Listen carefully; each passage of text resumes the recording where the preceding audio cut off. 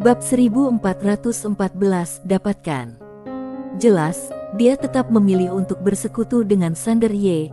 Dia tidak punya alasan untuk menolak, meskipun dia tahu bahwa peradaban Sui Ming mungkin akan bergabung dengan Sander Ye di masa depan. Penggabungan selalu lebih baik daripada kehancuran, dan ini mungkin juga merupakan kesempatan sekali seumur hidup bagi peradaban Sui Ming. Seperti keadaannya sekarang, peradaban Sui Ming kini bagaikan bidak catur, tetapi selama mengikuti orang yang tepat, bidak catur itu akan mempunyai peluang untuk membalikkan keadaan. Ya, ini adalah kesempatan bagi peradaban Sui Ming. Dan sekarang, dia harus membuktikan nilai peradaban Sui Ming untuk menghindari menjadi pion yang dibuang. Tanpa ragu-ragu, dia membuat keputusan untuk bekerja sama. Mendengar perkataan Gujina Sui, Sander Ye berkata dengan lembut, "Nona muda benar-benar membangunkanku dengan sebuah kata." Baru setelah Honi Sang menghilang, dia menyadari bahwa dia mungkin terjebak, tetapi dia benar-benar tidak memikirkan ayah dan bibinya. Pada saat ini, kata-kata Gujina Sui menyadarkannya.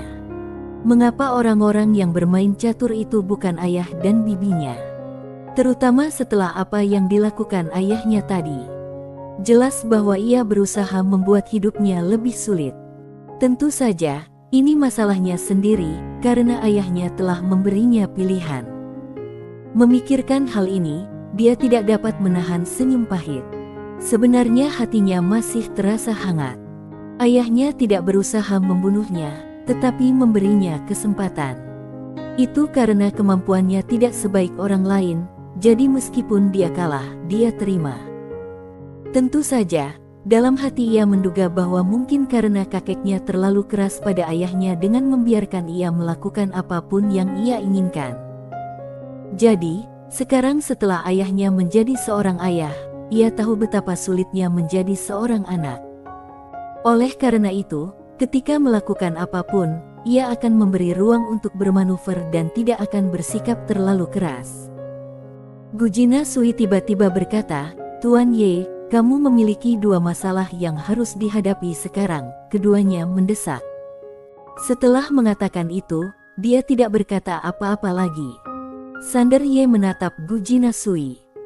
Dia tentu saja mengerti apa yang dimaksud pihak lain, dan berkata, "Nona Sul, aku tidak bisa menjanjikan apapun kepada kamu sekarang.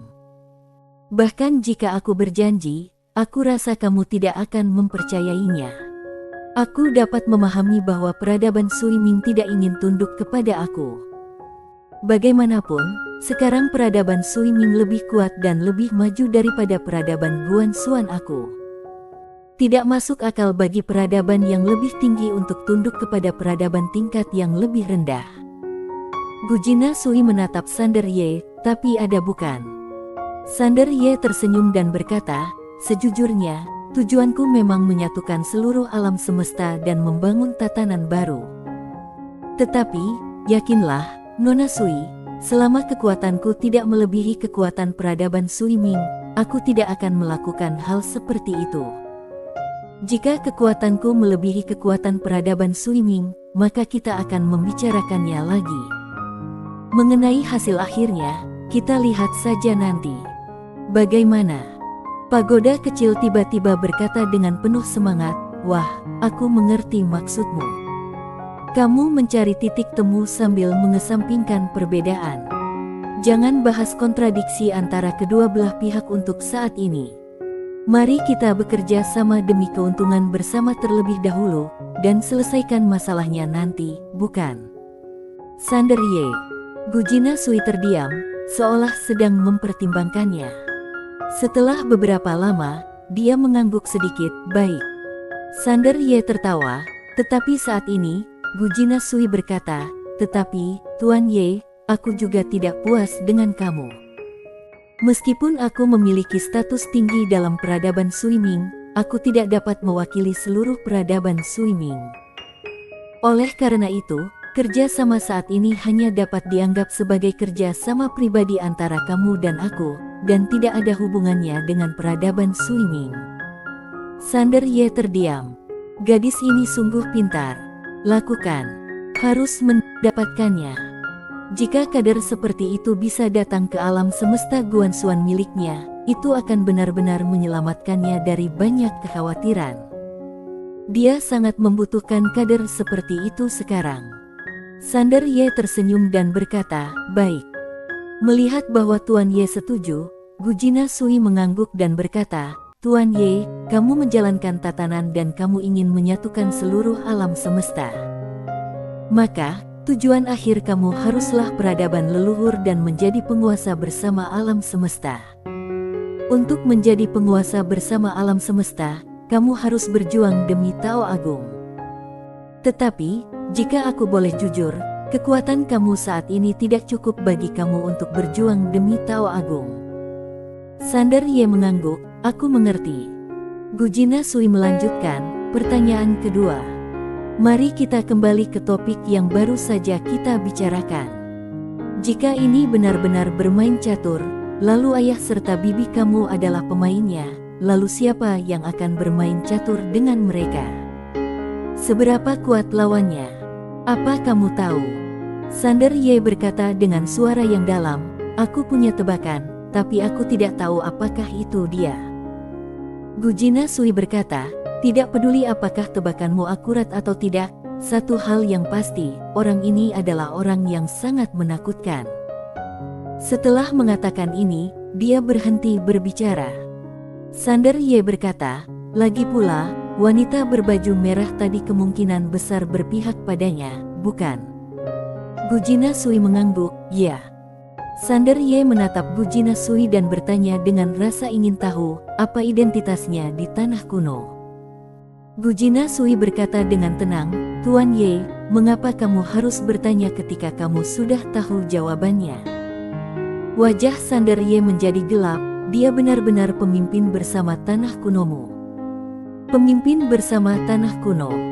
Satu-satunya orang yang bisa membuat orang-orang dari 3 peradaban besar tunduk padanya begitu dia muncul, tidak diragukan lagi adalah pemimpin bersama dari tanah kuno.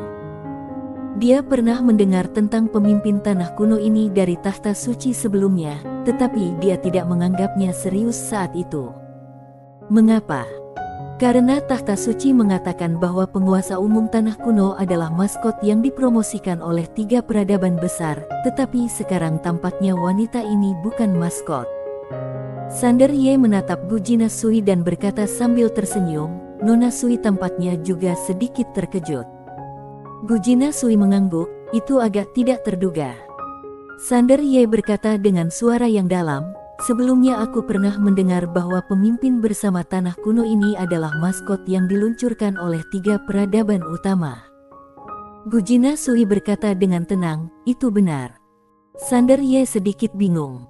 Gujina Sui berkata, "Kami memang mendorongnya keluar untuk tujuan keseimbangan. Dia tidak memiliki kekuasaan nyata, tetapi sekarang tampaknya dia berada di luar kendali kami." Ketika dia mengatakan hal ini, pandangan rumit melintas di matanya. Sander Ye bertanya dengan tergesa-gesa, "Bunuh dia?" Gujina Sui menatap Sander Ye, "Pertama-tama kita harus membatalkan jabatannya, tapi tahukah kamu betapa sulitnya itu?" Sander Ye mengerutkan kening. Gujina Sui melanjutkan, "Dia hanya bisa disingkirkan jika ketiga peradaban memberikan suara mendukung. Tetapi masalahnya, dia tidak melakukan kesalahan apapun, jadi bagaimana dia bisa disingkirkan? Bagaimanapun, membunuhmu adalah keputusan bersama yang dibuat oleh kami bertiga, dan dia hanya mengikuti keputusan kami bertiga. Selain itu, karena tanah kuno, dia kehilangan salah satu klonnya, dan kekuatannya rusak parah. Dalam kasus ini, apalagi 2 peradaban lainnya, bahkan peradaban Sui Ming tidak akan mengincarnya. Aku bahkan tidak bisa menyebutkannya sekarang. Jika aku menyebutkannya, aku akan menjadi pengkhianat bagi peradaban Sui Ming." Wajah Sander Ye menjadi suram. Masalah ini tidak sesederhana yang dia kira. Gujina Sui berkata dengan lembut, "Kalau semua orang di tanah kuno melihat kekuatan ayahmu, mungkin tanah kuno akan memilih untuk berdiri di pihakmu sepertiku, tetapi masalahnya adalah sekarang hanya dia dan aku yang hidup." Sambil berbicara, dia menggelengkan kepalanya sedikit, susah. Sander Ye menatap Gujina Sui, tapi Nona punya cara untuk menghadapinya, bukan? Gujina Sui berkata, jebak saja. Sander Ye tertegun sejenak, lalu berkata, itu bukan hal yang mustahil. Gujina Sui menatapnya, dengan cara ini kita dapat mengubah kepasifan menjadi inisiatif. Sander Ye mengangguk, baik. Gujina Sui berkata, ayo. Sander Ye berkata, Nona Sui, aku minta maaf. Sambil berbicara, dia memegang pedang King Xuan dan menusuk Gujina Sui di bahu kirinya. Darah langsung mewarnai gaunnya menjadi merah. Tepat saat Sander Ye hendak menarik pedangnya, Gujina Sui berkata, tidak cukup. Sander Ye ragu-ragu sejenak, lalu dia menegang pedang di tangan kanannya dan mengerahkan sedikit tenaga, dan tubuh Gujina Sui langsung retak. Gujina Sui membuka telapak tangannya dan sebuah gulungan jatuh di depan Sander Ye. Selama waktu ini, kamu bisa pergi ke sini dan menunggu kabar dariku. Sander Ye mengangguk, oke. Sambil berbicara, dia menarik pedang King Xuan, dan aliran darah lainnya pun mengalir keluar. Gujina Sui tidak berkata apa-apa, berbalik dan menghilang di kejauhan. Pagoda kecil bertanya dengan bingung, si kecil, apa yang sedang kamu lakukan? Sander Ye berkata dengan lembut. Setelah wanita berpakaian merah itu kembali, jika dia mengatakan bahwa Nona Sui telah bergabung denganku, Nona Sui akan berada dalam posisi pasif. Jadi, kami memutuskan untuk membalikkan keadaan dan membiarkan Nona Sui kembali dan memberitahu orang-orang dari 3 peradaban bahwa Honi Sang dan aku berada dalam kelompok yang sama. Logikanya sangat sederhana. Kami memfitnahnya terlebih dahulu, dan kemudian membiarkannya membuktikan bahwa dia tidak berada dalam kelompok yang sama denganku. Dengan cara ini, kami dapat mengubah situasi pasif menjadi aktif. Setelah hening sejenak, pagoda kecil berkata, untuk sesaat, aku tidak dapat mengatakan siapa penjahatnya. Sander Ye. King Xuan berkata sambil tersenyum, menurutku tidak apa-apa. Sulit untuk membedakan antara yang baik dan yang jahat.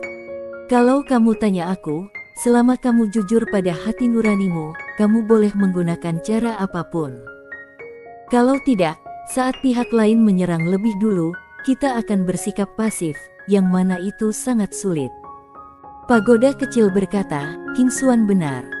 Aku hanya merasa sedikit emosional. Sander Ye tersenyum dan bertanya, apa yang dirasakan Tuan Pagoda?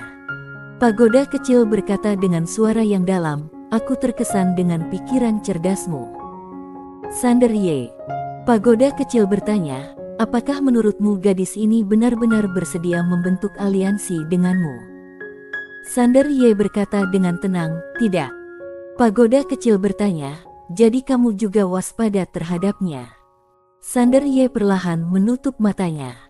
Wanita ini sangat pintar sampai-sampai aku sedikit takut. Tidak ada gunanya bersaing dengannya untuk menunjukkan kecerdasan. Yang perlu kulakukan adalah meningkatkan kekuatanku sendiri. Ketika aku memiliki kekuatan yang tak terkalahkan, dia akan selalu membuat pilihan yang menguntungkanku.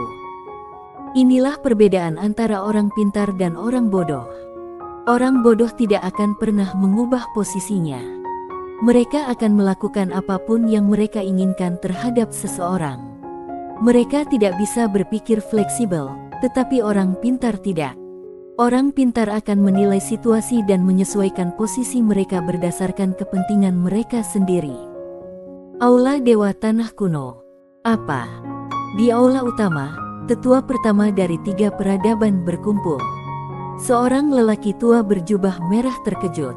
Penguasa dan Sander Ye bersekongkol. Master Pavilion Sui, apakah kamu? Apakah kamu yakin? Gujina Sui berkata dengan tenang, aku, Gujina Sui, tidak pernah berbohong seumur hidupku, kamu tahu itu. Bersambung.